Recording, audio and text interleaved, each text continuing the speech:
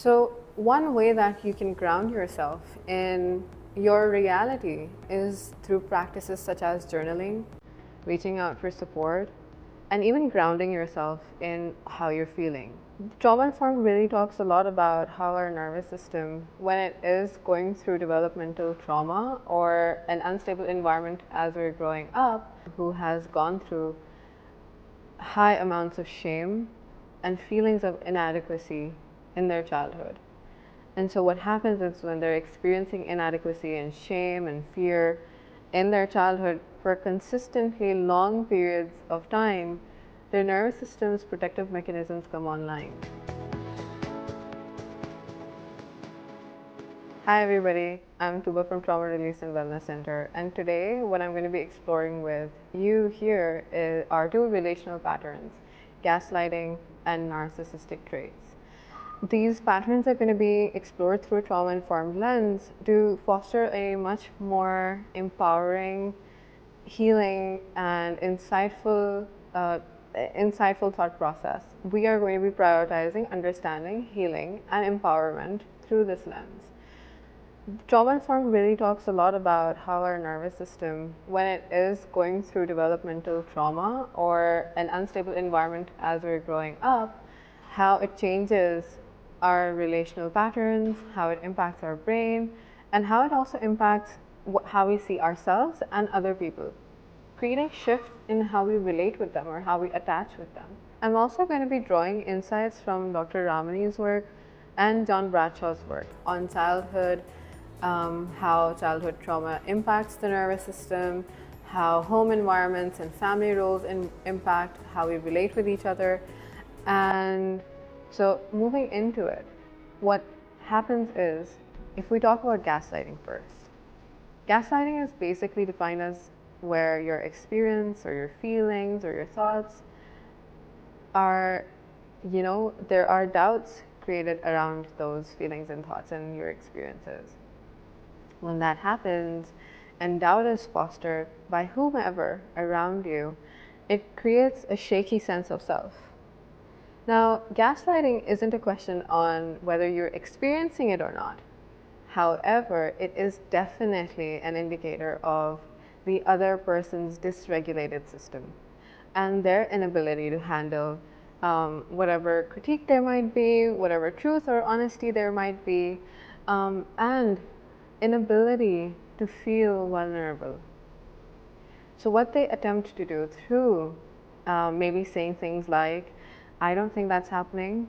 Why are you overreacting? Maybe you need to rethink things, or maybe you've forgotten. So they'll start to create and foster doubt. So when they feel shaky in what they're experiencing in a relationship, they start to use mechanisms to protect themselves. And one of those mechanisms is gaslighting. Now, gaslighting is a way for our nervous system to either fight or flight from the discomfort the body is experiencing. And because there is a consistency in the nervous system of staying in fight or flight, that behavior becomes really consistent in the relationships. So whether it's between a parental relationship, whether it is a friendship, or whether it's a romantic relationship. And sometimes gaslighting can also occur internally, where the individual can break contact with reality. And that occurs when the nervous system is consistently in states of unsafety, and they have found support through their coping mechanism, which is fight or flight. Gaslighting can be a manifestation of wanting to have themselves distance from any form of truth or honesty or reality shaking fact. Actuality, what happens is gaslighting becomes a form of maintaining control or creating manipulation to have things a way that makes them comfortable, keeps them in a state of feeling safe rather than threaten. Now, here is one key takeaway about gaslighting, and I know I may have shared this before as well, earlier in this video, which is that gaslighting isn't about you or your behaviors or your thoughts or your feelings. They're about the other person's inability to manage their nervous system or manage their discomfort. So one way that you can ground yourself in your reality is through practices such as journaling, reaching out for support, and even grounding yourself in how you're feeling through a process called interoception and neuroception, where you're checking in with your body about what emotions your body is experiencing, what sensations you're experiencing, and how, for example, a certain event or certain similar moments is making your body feel. For example, if you like drinking milk, you'll be okay with drinking milk and your body won't feel icky, you won't feel disgust. You'll want to be drinking milk whether you're out, you'll be okay to share a lassi with a friend or so, and you wouldn't have a problem. Now that's where your body is showing you consistency in being okay with a form of food or drink. Let's say in one moment your body is not okay with drinking milk, and in another moment your body is okay with drinking lassi, then you know that, okay, some places I differ and some places I don't differ. So just introspecting in how your body is responding to different experiences you're going through. And that's the same with relationships as well. Now moving on to narcissism. As John Bradshaw says, narcissism is basically an individual who has gone through high amounts of shame and feelings of inadequacy in their childhood. And so what happens is when they're experiencing inadequacy and shame and fear in their childhood for consistently long periods of time, their nervous system's protective mechanisms come online. Now, earlier on we talked about gaslighting and how that was also a protective mechanism. And for narcissistic traits, gaslighting can be one of them. However, when an individual does experience narcissistic traits, fight, flight, and freeze, they can experience them very differently. Now, fight could be a way where they're experiencing dismissal. They want to dismiss how you're feeling. So let's go through fight, flight, and freeze. Fight might present itself as dismissal, controlling, or being overly defensive. Flight might present itself as wanting to deflect, wanting to shift focus from themselves to the other person. So maybe they'll start name calling, or they might, start to say things that bring out faults in the other person who they're in a conflict with. Freeze might show up as a shutdown, where they find it difficult to empathize, or the other person might find it difficult to engage with them in a conversation, as they're unable to get in touch with certain feelings of empathy. These responses that I'm talking about right now, they're not a way of justifying that behavior.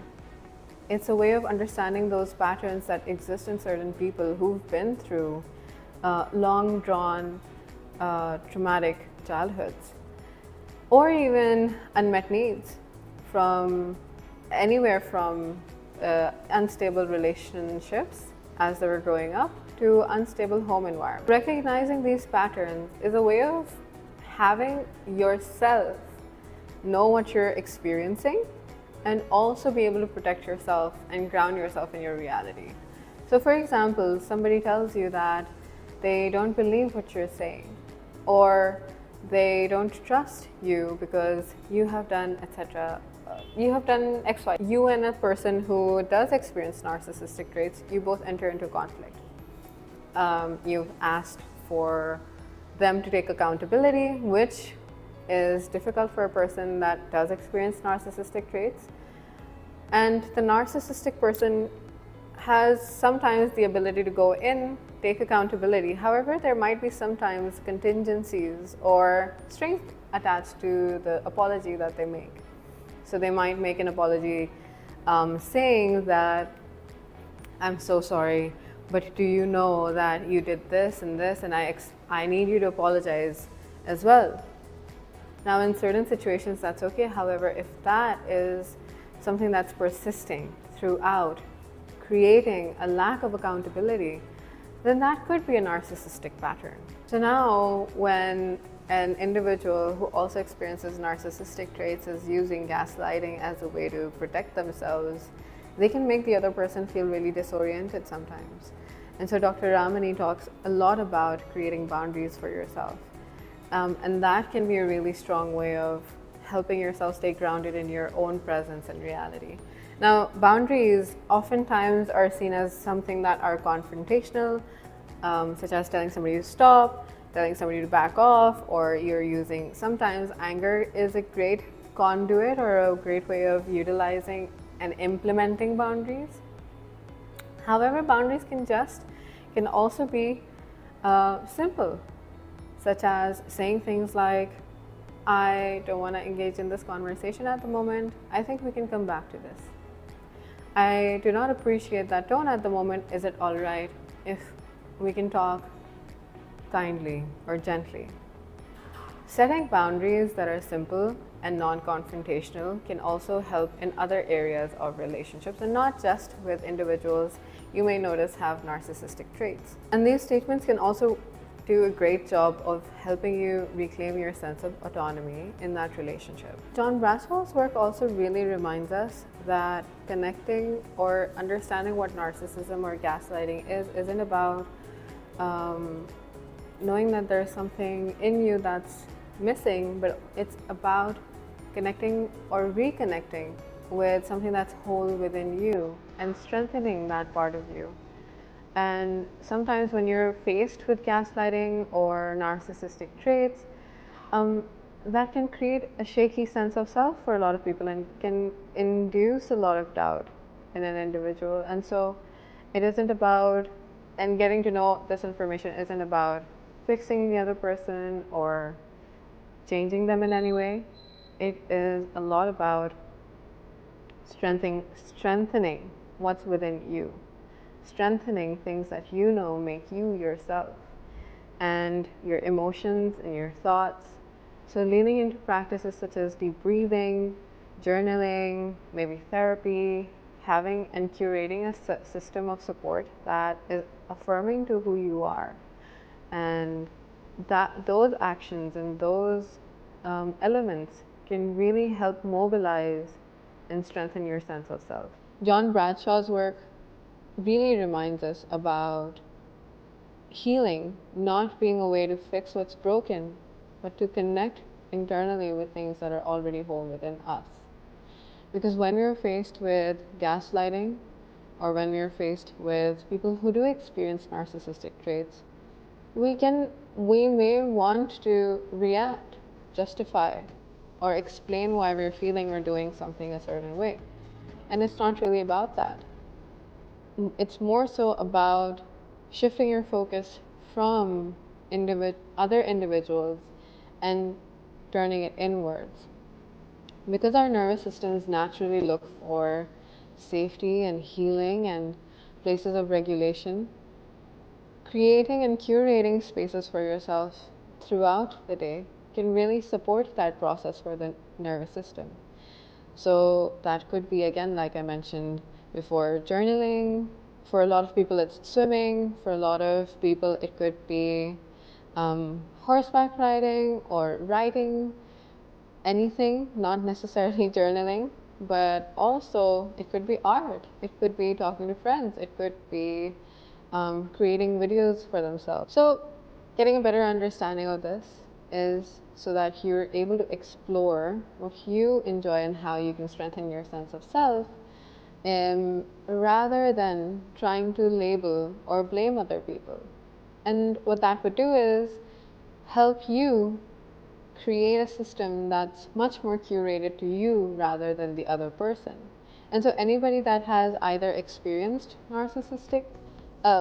experienced being at the receiving end of narcissistic traits or gaslighting, or if there are individuals who also can recognize that sometimes their patterns could lean towards narcissistic traits, for anybody, it's more about learning to understand yourself, what your needs are, and how you can curate your life to meet those needs. So I hope you guys found this informative.